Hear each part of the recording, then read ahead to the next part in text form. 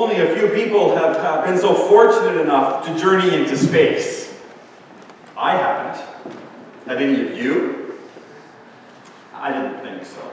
At least unless there was something I didn't know.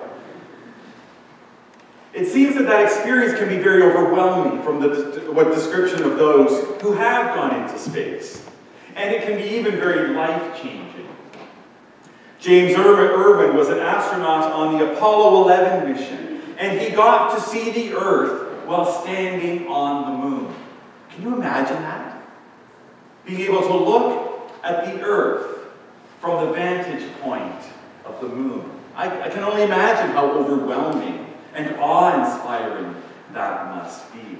Here's how the Earth appeared to him from space, in his own words.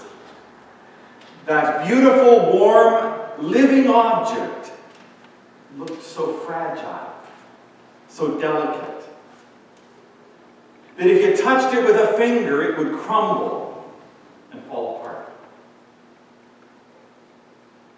So fragile, so delicate.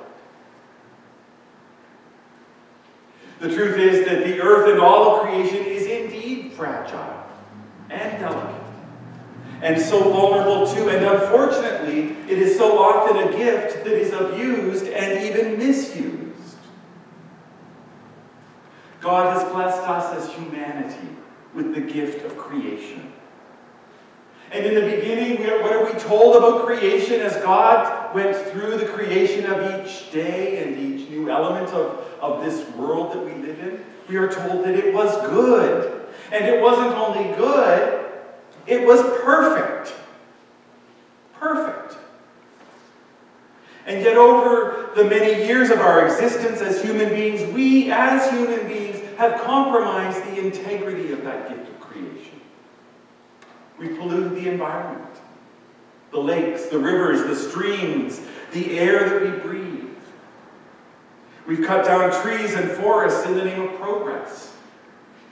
We built highway systems for cars and trucks to speed along, spewing gases that ruin the atmosphere. Industries dump their waste and hazardous material in ways that destroy the earth. And the amount of plastic we use is astronomical. And that often ends up in our waste sites because we don't recycle it necessarily. Glaciers are melting because of global warming and climate change. Wildlife is becoming more and more compromised in their natural habitat. Issues of water shortages are predicted, and they're predicted to only increase over time too. Yes, as human beings, we are complicit in the destruction of the creation that God has blessed us with, and that God has given us stewardship over. And all God asks is, please take care of the gift that I've given you. That's all I ask, is just take care of the gift that I have blessed you with. Well, I wonder, how are we doing it back? I wonder. The truth is, those environmental realities are unfortunately real. We hear in the political arena the rhetoric denying the environmental realities of today. And yet they are real, not fabricated, not imagined, but real. Because we have mismanaged and we have misused and we have even abused the gift of creation that God has given to us. Throughout Lent, we've been reflecting on the baptismal promises of our baptismal covenant, and today we come to the last of those promises. Will you strive to safeguard the integrity of God's creation and respect, sustain, and renew the life of the earth? Will you strive to safeguard the integrity of God's creation and respect, sustain, and renew the life of the earth? That promise was only added to the baptismal covenant within the last decade.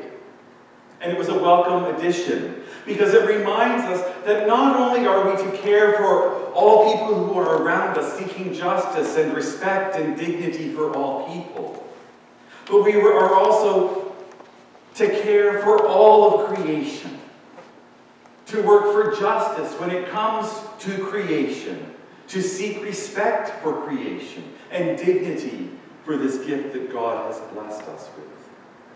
We're to care for all of creation, to preserve what we have been given, to renew it for continued growth so that it can be a blessing to generations that are to come. There's no doubt that our calling to care for creation is grounded in the Scriptures. Go to Genesis chapter 1. God blessed them, and God said to them, "Be fruitful and multiply, and fill the earth and subdue it, and have dominion over the fish of the sea, and over the birds of the heavens, and over every living thing that moves on the earth."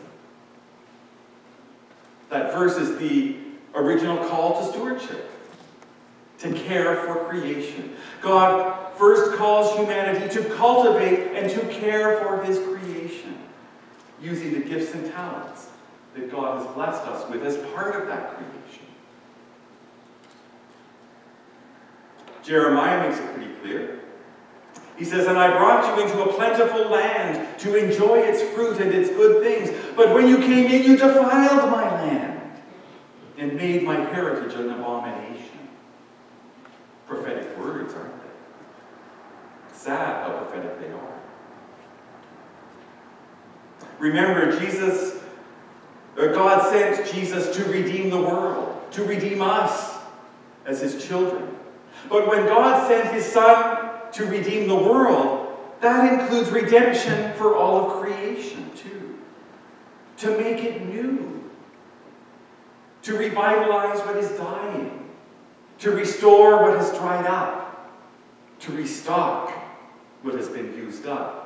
And that was all there in references in our first reading for this morning from the prophet Isaiah. "The wild animals will honor me, the jackals and the ostriches, for I will give water in the wilderness," Isaiah says, "and rivers in the desert, to give drink to my chosen people, the people whom I formed for myself."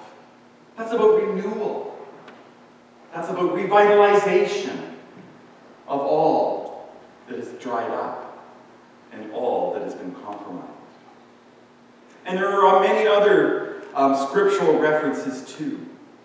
Here's another one from the prophet Isaiah. God says, "I will open rivers on bare heights and springs in the midst of valleys. I will make the wilderness a pool of water and dry land the fountains of water. I will put the cedar in the wilderness, acacia and myrtle and the olive tree. I will place the juniper in the desert, together with the box tree and the cypress, that they may see and recognize and consider and gain insight as well, that the hand of the Lord has done this, and the Holy One of Israel has created it."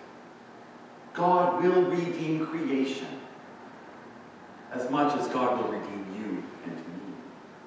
And then the psalmist reminds us as well, "You send forth your Spirit to renew the face of the earth." What hope! You see, all may seem lost to us. We may feel defeated as more and more we hear how compromised the environment is. But God has promised that as we are saved through Jesus Christ in the coming of his kingdom, so all creation will be saved, redeemed, transformed, and made new. And interconnected with God's promise is the promise that you and I make at our baptism. That we will do what we can to safeguard the integrity of God's creation, and that we will respect, sustain, and renew the life of the earth. We promise, and remember those three words that are there with each promise. We promise with God's help. With God's help. We will do what we can to reverse the damage that has been done with the choices we make in our day-to-day lives. Think about how successful the campaign has been to decrease the use of plastic bags in grocery stores and in other stores. Think about how many of us take a cloth bag with us to the grocery store now to put our groceries in. How stores are selling those cloth bags reasonably priced to encourage us to do that, and in fact charge us if we're going to use plastic bags. That wasn't happening 10 or 15 years ago. And our attention was raised about something so very simple. And many of us have made this decision to do it differently. Maybe grumbling a little bit at the start. That's human nature, right? But now it's pretty much common practice, and we do it without thinking. And similarly, when it came to the high occupancy lanes on highways like Highway 404, that encouraged people to drive together, to carpool. All of that shows we can learn new ways that allow us and encourage us to safeguard the integrity of God's creation and to respect, sustain, and renew the life of the earth. We need to take responsibility and confess that we are responsible in large part for the state of our environment. But there's something that is the next step that we are called to do that goes with what the Lenten journey is all about being transformed and renewed in ourselves as we turn around from what we have done to what we can do. So we also need to be responsible in large part for making any difference we can. No doubt, we would all say that we value creation. We love the trees. We love the flowers. We love the birds. We love the animals, the squirrels. Raccoons. I suppose they serve a purpose too. But we love creation, don't we? Walking on the trails throughout Uxbridge. Right? So then let's make that baptismal covenant with integrity. Because of the value that we place on the environment, and not just for ourselves, but for those who are going to come after us. What are we going to pass on to them? So let's make that promise with integrity, with a desire to do what we can to make a difference, and to work with God at this new creation that has the potential to unfold. So a couple of things we can do right here in our own parish life together. Sometimes for convenience sake we use disposable plates and glasses. But that really needs to be the exception and not the rule. And if we do use disposable plates, let's make sure that they're recycled in a way that they're supposed to be recycled and not just thrown into the garbage. Or here's another idea. What about adopting a local park and taking a Saturday to go out and pick up the garbage in the park and generally tidy things up after the winter? Centennial Park below us would be a perfect place. It could be fun, it would be intergenerational, all ages together, and we would be making a difference to beautify the community in which we live and to respect the environment, the creation that God has blessed us with. You know, it may seem daunting, it may seem overwhelming, it may seem like the damage is so irreversible that we wonder, what can I actually do to make things right environmentally? Well, there's a lot we can do. And if we all did just one thing, as small and as insignificant as it may seem on the surface to us, we will be surprised at the effect it will have. We will see it, and we will recognize the gift of creation even more than we already do. So today, ask yourself, not will I, but how will I strive to safeguard the integrity of God's creation? And how will I respect, sustain, and renew the life of the earth? That indeed we may be co-creators with God in what will unfold in the days, weeks, months, years, decades to come. In this environment, this creation that God has blessed us with.